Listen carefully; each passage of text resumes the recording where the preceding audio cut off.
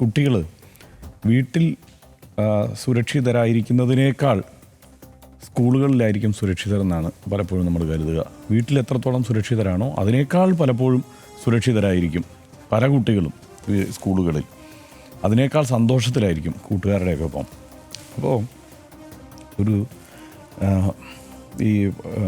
13 വയസ്സാണ്.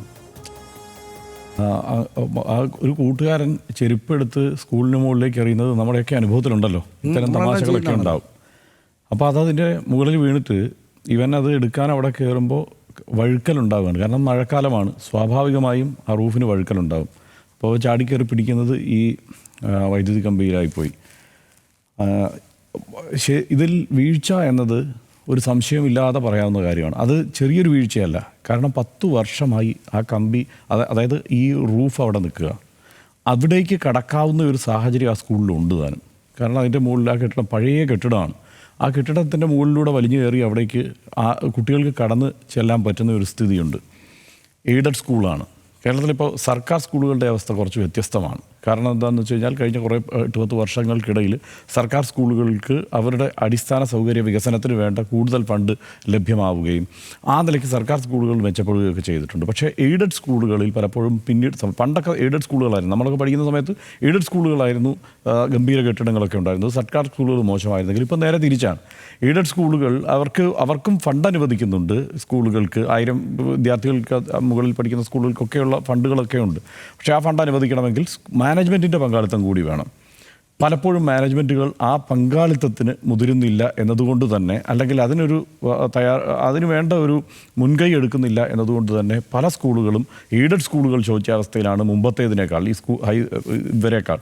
ഈ സ്കൂളിൻ്റെ കാര്യം എടുക്കുമ്പോൾ കൂടുതൽ ഉത്തരവാദിത്തം കാണിക്കേണ്ടതാണ്. കാരണം അവിടെ പരിസരത്തുള്ള പഞ്ചായത്തുകളിലെ അംഗങ്ങളടങ്ങിയ ഒരു കമ്മിറ്റിയാണ്, പഞ്ചായത്ത് അംഗങ്ങൾ, ഓരോ ഘട്ടത്തിലും തിരഞ്ഞെടുത്തു വരുന്ന പഞ്ചായത്ത് അംഗങ്ങൾ അടങ്ങിയ ഒരു കമ്മിറ്റിയാണ് ഈ സ്കൂളിനെ നിയന്ത്രിക്കുന്നത്. അപ്പോൾ ആദ്യ സമയം ഇത് സംഭവിച്ച ഉടനെ അന്വേഷിക്കുമ്പോൾ പറയുന്നത്, അവിടെ നിന്നൊക്കെ വരുന്ന വിവരങ്ങൾ ഈ പഞ്ചായത്ത് 5 വർഷം കൂടുമ്പോൾ ഇങ്ങനെ മാറി പോവുകയാണല്ലോ, വിവിധ പഞ്ചായത്ത് അംഗങ്ങളുമാണ് വരുന്നത്. അപ്പോൾ അതുകൊണ്ട് തന്നെ ഇതിലൊരു വലിയൊരു താല്പര്യം കാണിക്കാത്ത സ്ഥിതി അവിടെ ഉണ്ടോ എന്ന സംശയമുണ്ട് എന്നൊക്കെയാണ് പറയുന്നത്. അതെങ്ങനെയാണ് സംഭവിക്കുക? കാരണം തദ്ദേശഭരണ സ്ഥാപനങ്ങളുടെ കീഴിൽ വരുന്ന ഒരു സ്കൂൾ എന്ന നിലയ്ക്ക് തന്നെയല്ലേ അതിനെ കാണേണ്ടത്. അങ്ങനെയുള്ള സ്കൂളാണ് കൂടുതൽ ശ്രദ്ധയാണ് വരേണ്ടത്. പക്ഷേ അതവിടെ ഉണ്ടായിട്ടില്ല എന്നുള്ളത് വലിയ വീഴ്ചയാണ്.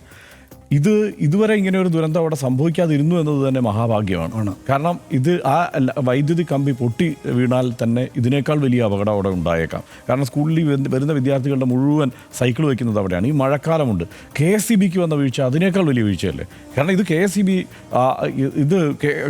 എന്താണ്, ഇവർ കേബിൾ ചെയ്യാമെന്ന് പറയുന്നു, പക്ഷേ അത് അടുത്ത കമ്മിറ്റിക്ക് ശേഷം പറയാമെന്ന് മാനേജ്മെൻറ്റ് പറയുന്നു എന്നൊക്കെ പറഞ്ഞിങ്ങനെ നീട്ടിക്കൊണ്ടു പോകേണ്ട ഒരു സംഗതിയാണോ ഈ കുട്ടികളുടെ ഒരു ജീവൻ വെച്ചുള്ള ഈ കളി? ഇത് കുട്ടികളുടെ മാത്രമല്ല, ഇവിടുത്തെ അധ്യാപകർക്കും വീഴ്ച സംഭവിച്ചിട്ടുണ്ട്. കാരണം ഇങ്ങനെ ഒരു സാഹചര്യം ഇവിടെ പാടില്ല എന്ന് ഇപ്പം അവിടുത്തെ സ്കൂളിലെ എല്ലാ അധ്യാപകർക്കും അതിൽ ഉത്തരവാദിത്വമുണ്ട്. പ്രത്യേകിച്ച് അവിടുത്തെ പ്രിൻസിപ്പലിനോ HMനോ ഒക്കെ ആ ഉത്തരവാദിത്വമുണ്ട്.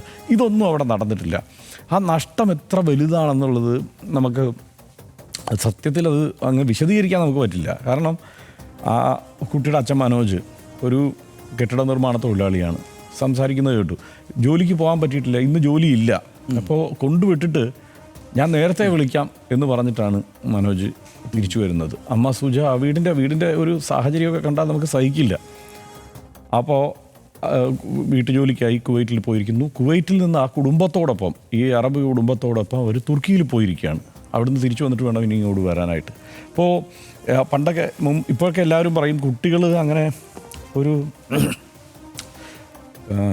കുട്ടികളെ അങ്ങനെ പ്രതീക്ഷിക്കരുത്, കുട്ടികളുടെ വഴിക്ക് പറന്നു പോകാനുള്ളവരാണ്, സഞ്ചരിക്കാനുള്ളവരാണെന്നൊക്കെ നമ്മൾ പറയുമ്പോഴും ഒരു സാധാരണ കുടുംബത്തെ സംബന്ധിച്ചിടത്തോളം ആ കുട്ടി വലിയ പ്രതീക്ഷയാണ്.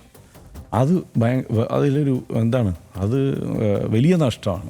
അതാണ് ഉറപ്പായിട്ടും അതിൽ ഈ ഉത്തരവാദികൾ തീർച്ചയായും അതിൽ മറുപടി പറയണം. ഇതിനകത്ത് അതായത്